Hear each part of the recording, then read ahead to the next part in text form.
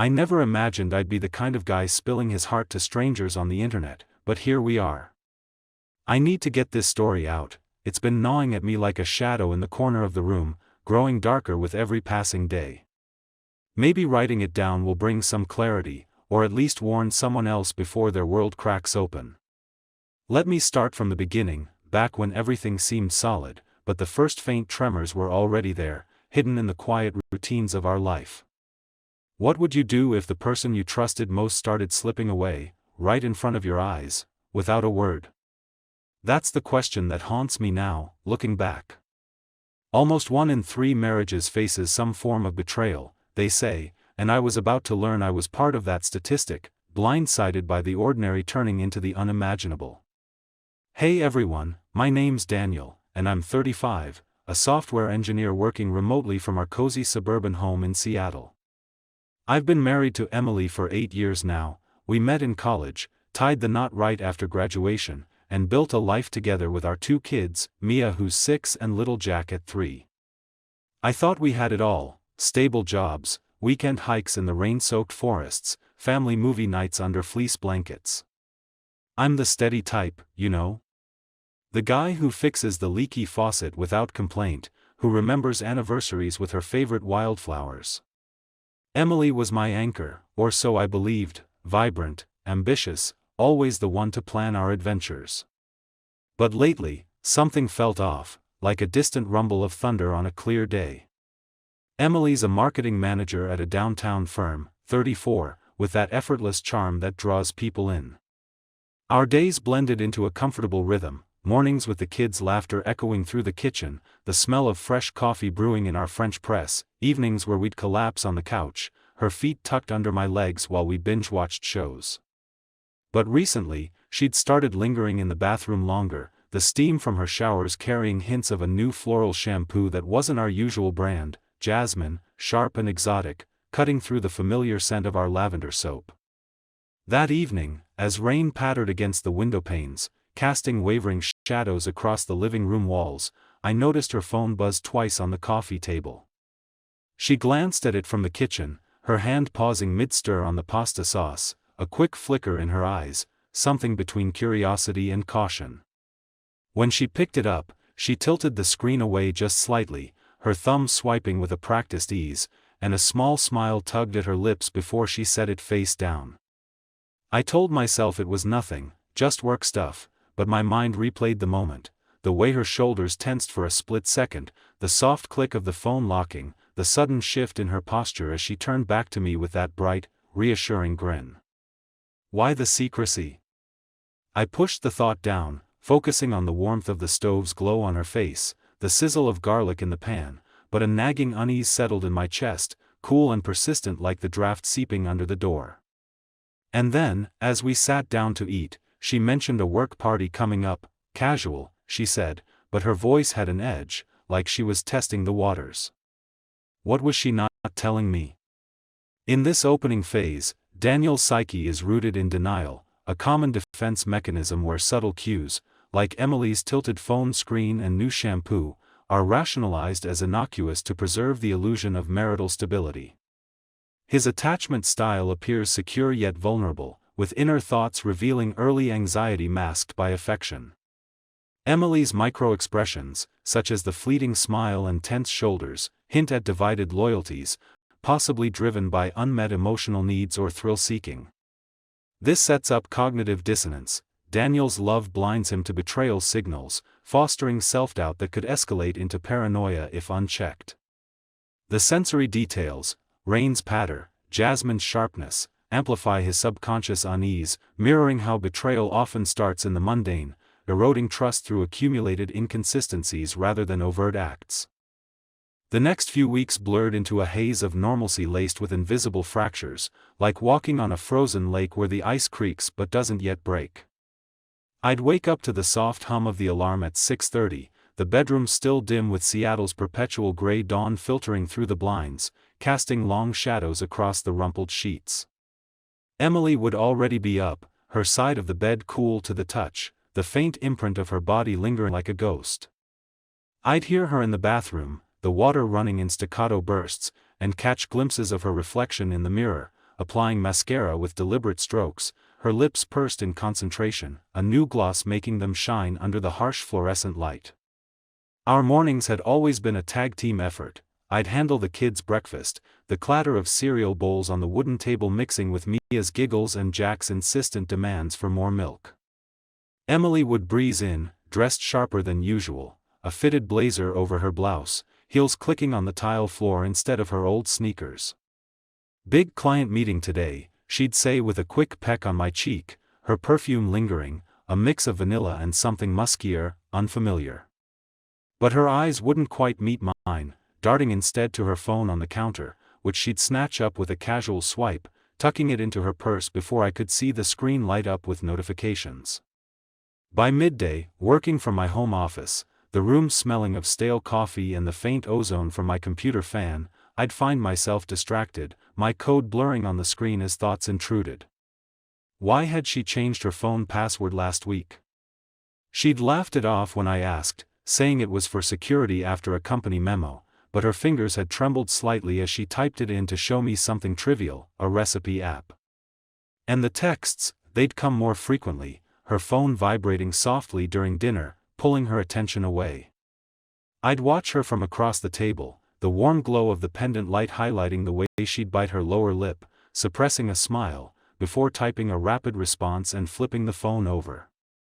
"Just a friend from work," she'd murmur if I raised an eyebrow, her voice light but her foot tapping restlessly under the table. Evenings brought more shifts. She started suggesting girls' nights out of the blue, first once, then twice a week. "I need some me time, Dan," she'd say, standing in front of the closet, rifling through dresses with a fervor I hadn't seen since our dating days. The fabric rustled softly, silk and cotton whispering against hangers, as she settled on something low-cut, her reflection in the mirror showing a flush on her cheeks that wasn't from the room's warmth. I'd nod, forcing a smile, the kids' bedtime stories providing a distraction, their small bodies warm against mine on the couch, the pages of the book crinkling under my fingers. But alone later, in the quiet house, the clock ticking relentlessly in the hall, I'd lie awake, the sheets tangled around me, listening to the garage door creak open past midnight. She'd slip into bed, her skin cool from the night air, smelling faintly of wine and cigarette smoke. She didn't smoke, or at least, she hadn't before. I rationalized it all, work stress, midlife restlessness, maybe even perimenopause. She was 34, after all. But doubt gnawed at me, a cold knot in my stomach, especially when I'd catch her whispering into the phone in the laundry room, her voice dropping to a hush as I approached, the door clicking shut just a second too quickly. Was it paranoia? I told myself yes, but one night, as rain lashed the windows again, I saw her delete a message thread right as I entered the kitchen, her thumb moving with guilty speed, and the knot tightened. Something was wrong, deeply wrong. Daniel entered marriage expecting unwavering loyalty and shared routines, but reality delivers Emily's behavioral shifts, sharper attire, secretive phone habits, and unexplained outings, that shatter this ideal. His rationalizations highlight denial as a coping strategy, preserving the facade while intuition signals betrayal. Emily's motivations seem rooted in escapism, perhaps from domestic monotony, evident in her flushed cheeks and suppressed smiles. This contrast breeds emotional turmoil for Daniel. Love clashes with fear, leading to hypervigilance. Subtle cues like trembling fingers and hushed whispers underscore psychological realism, showing how small deceptions compound, eroding trust and setting the stage for inevitable confrontation. The doubt festered like an untreated wound, keeping me up nights, the bedroom ceiling fan whirring overhead in endless circles, mirroring my spiraling thoughts. I'd stare at the digital clock's red glow, 2:17 a.m., then 3:45, my mind replaying every odd moment, the way Emily's laughter had changed, brighter but brittle, or how she'd started locking her laptop, the screensaver kicking in faster than before. Was I becoming that jealous husband, the one who snoops? The moral tug-of-war gripped me. Trust was our foundation, but ignoring the signs felt like willful blindness. I decided to observe, not invade, just patterns, I told myself, sipping cold coffee in my office, the mug ceramic smooth and grounding against my palm. I started noting her phone habits, vibrations at odd hours, around 8 p.m. or lunch breaks, her fingers flying across the screen with a focus that excluded me. One afternoon, while she was out running errands, the house silent except for the distant hum of the fridge, I glanced at our shared bank app on my phone. Unexplained charges popped up, a boutique in the city, $150 for lingerie I hadn't seen, a bar tab on a Tuesday night when she'd said she was at yoga. My heart pounded, a dull throb in my ears, as I cross-referenced dates. Yoga class cancelled that day, per the studio's app. Relief washed over me briefly when she explained the boutique as a surprise for you, her eyes wide and innocent, but the bar? Oh, client drinks slipped my mind, she said with a shrug, her nails tapping the countertop rhythmically, avoiding my gaze. Yet the red herrings only fueled the fire. A work trip announcement came next, 2 nights in Portland for a conference. I nodded, but insomnia hit harder, the bed vast and empty without her, the sheets crisp and unrumpled. I checked her social media subtly, from my work computer, the screen's blue light stinging my eyes in the dim room, posts from colleagues at the event, but no tag for her. A knot formed in my throat as I dug deeper, heart racing, her location services off, unusual for someone who shared everything. Guilt surged, was this betrayal on my part? But then, a setback, I found an email receipt for a hotel, single room, innocent enough, and doubt receded like a wave, leaving me exhausted, slumped in my chair, the keyboard keys sticky under my fingers. Emotional swings battered me, anger at her secrecy bubbling up during dinner, where her delayed responses to my questions hung in the air like fog, guilt for suspecting her, especially when she'd cuddle up later, her head on my shoulder, the TV's murmur of false comfort. But obsession grew. I'd listen to her breathing at night, shallow and uneven, or notice deleted browser history on our shared tablet. One evening, as thunder rumbled outside, lightning flashing across the kitchen, I saw a notification flash on her phone while she showered, "Can't wait to see you again," from an unknown number. I froze, the steam from the bathroom wafting out, carrying her jasmine scent, my hands trembling as I memorized the digits. It wasn't proof, but it was the crack that demanded action. What was she hiding? Daniel's journey progresses through denial to active surveillance, marking the first point of no return when moral qualms yield to compulsion, as seen in his bank app checks and social media scrutiny. This stage reveals his personality as analytical yet conflicted, with red herrings like innocent explanations amplifying emotional volatility, relief to anger cycles that strain his psyche. Emily's patterns suggest calculated deception, motivated by excitement or dissatisfaction, her tapping nails betraying anxiety. The investigation's psychological toll, insomnia, hyperawareness, illustrates how suspicion fragments self-trust, pushing toward confrontation. Sensory elements like whirring fans and sticky keys heighten tension, underscoring the irreversible shift from passive doubt to invasive pursuit, where ignorance is no longer viable. The message burned in my mind like a brand, replaying as I paced the living room that night, the carpet fibers soft under my bare feet, the storm outside mirroring the chaos within.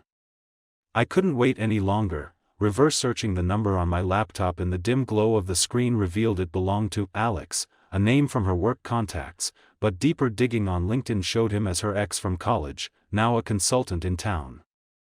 My breath caught, shallow and ragged, as I accessed our cloud backups. There they were, deleted texts restored, flirty exchanges starting months ago, escalating to plans for that party she'd lied about, photos of them together at a bar, her hand on his arm, smiles too intimate. The undeniable proof hit like ice water, numbing me, explicit messages about secret meetups, her confessing boredom in our marriage. The room spun, the air thick with the scent of rain-soaked earth seeping through the cracked window, my fists clenching until nails bit into palms. I waited for her to come home from work late, the clock's tick amplifying the silence, my coffee gone cold on the side table.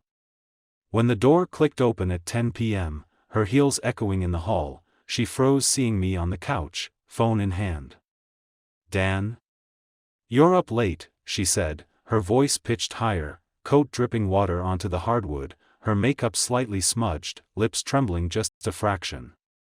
I held up the screen, the messages glaring. Explain this. Pause. Her eyes widened, color draining from her face, a hand fluttering to her throat. It's not what it looks like, she started, but her voice cracked, body sagging against the wall as if the weight of lies pressed down. The confrontation unfolded in fragments. How long?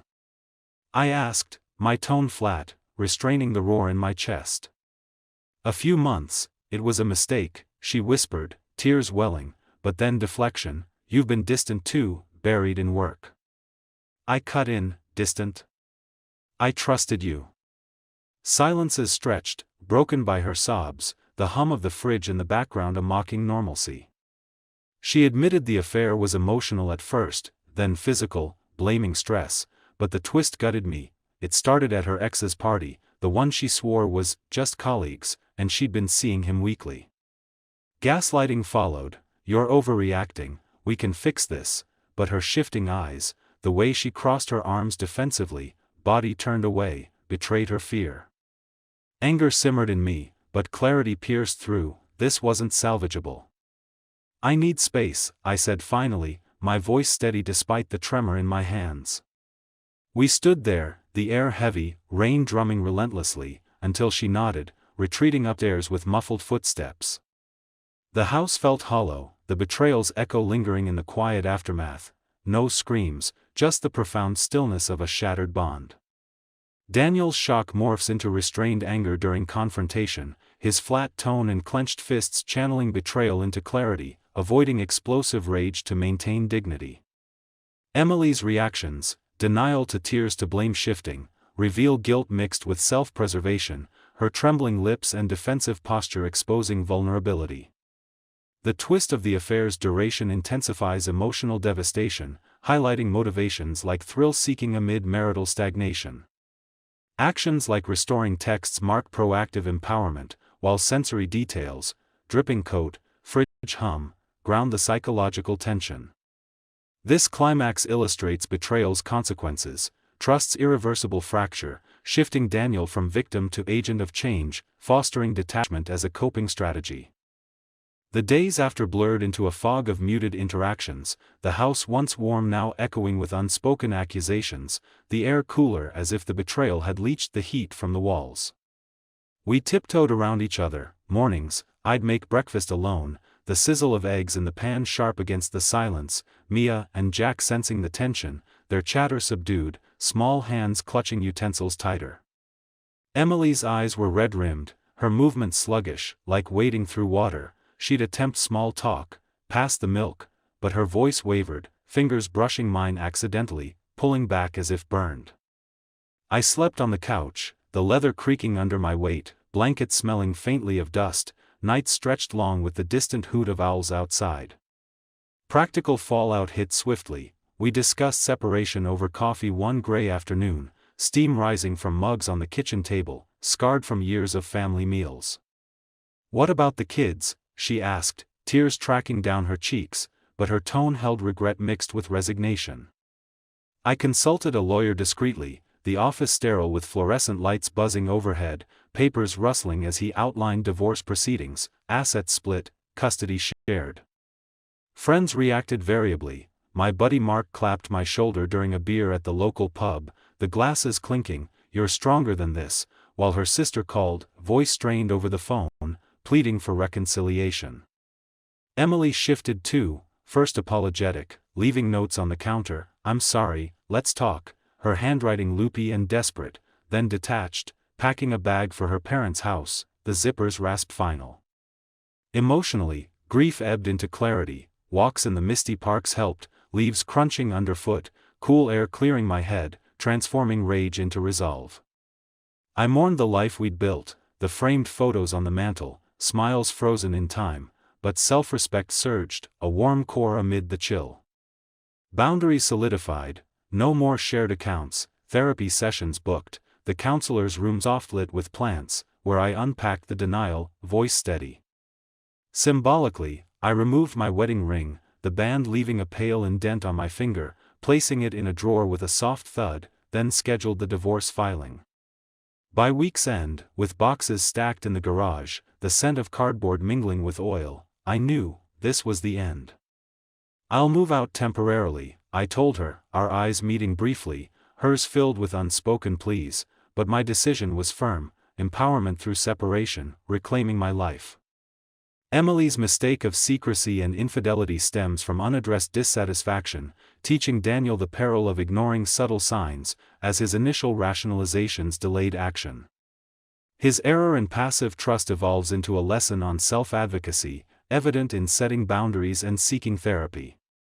Consequences ripple. Emotional distance strains family dynamics, but practical steps like legal consultations foster growth. Character traits shine. Daniel's resilience turns grief to clarity, while Emily's regret highlights remorse without redemption. This phase underscores empowerment. Recognizing betrayal's patterns prevents recurrence, with sensory cues like creaking leather symbolizing discomfort yielding to resolve, marking personal evolution from codependence to independence. Months later, the divorce finalized in a quiet courtroom, the gavel's echo brief and final. I stepped into a new rhythm, the weight of the past lifting like fog burning off under the sun. My apartment downtown buzzed with fresh energy. Morning started with solo runs along the waterfront, the salty breeze whipping my face, seagulls crying overhead, my footsteps pounding pavement in steady cadence. I'd brew coffee in a new machine, the rich aroma filling the space, no longer shared but mine, textured mugs warm in my hands, sunlight slanting through blinds onto minimalist furniture I'd chosen myself. Hobbies resurfaced: guitar lessons, strings vibrating under my fingers, the twang filling evenings, joining a hiking group, boots crunching trails, conversations with new friends easing the solitude. The kids adapted, our co-parenting civil, weekends with them brought joy, Mia's drawings taped to my fridge, Jack's laughter echoing in the small living room during movie nights, popcorn kernels scattering on the floor. Emily and I maintained minimal contact, her remorse evident in terse emails, but I'd set firm boundaries, no lingering glances or what-ifs. Therapy unearthed depths, understanding her betrayal as her crisis, not my failing, freed me. Sessions in the softly lit office, with the tick of a clock, turned introspection into strength. I dated casually, a dinner here, a walk there, the nervousness exciting rather than daunting, rebuilding trust slowly. For the first time in years, I felt unburdened, the city's hum outside my window a soundtrack to independence. I reflected on it all, trust shattered, but resilience rebuilt me stronger, lessons etched deep, pay attention to the whispers before they become screams. And as I watched the sunset paint the sky in oranges and pinks from my balcony, a glass of wine in hand, cool against my palm, I knew this freedom was hard-won but profound. Nearly 30% of marriages face infidelity, statistics show, and I was one of them, but emerging wiser, ready for whatever horizon lay ahead. Summarizing the entire narrative arc, Daniel's story traces a classic betrayal trajectory from blissful ignorance to empowered renewal, highlighting trust's fragility and denial's dangers. Psychologically, his secure attachment fractures under Emily's deceit, motivated by thrill amid routine, evolving through suspicion, confrontation, and grief into self-growth via therapy and boundaries. Emotional closure comes via independence, with lessons on heeding subtle cues, phone secrecy, behavioral shifts, to avert devastation. Character growth shines. Daniel transforms from passive partner to resilient individual, while Emily's remorse underscores consequences without redemption. The arc emphasizes realism, sensory immersion in rain, scents, silences, mirroring life's quiet erosions, culminating in hope. Betrayal breaks, but personal agency rebuilds, offering catharsis and a warning to value intuition over illusion.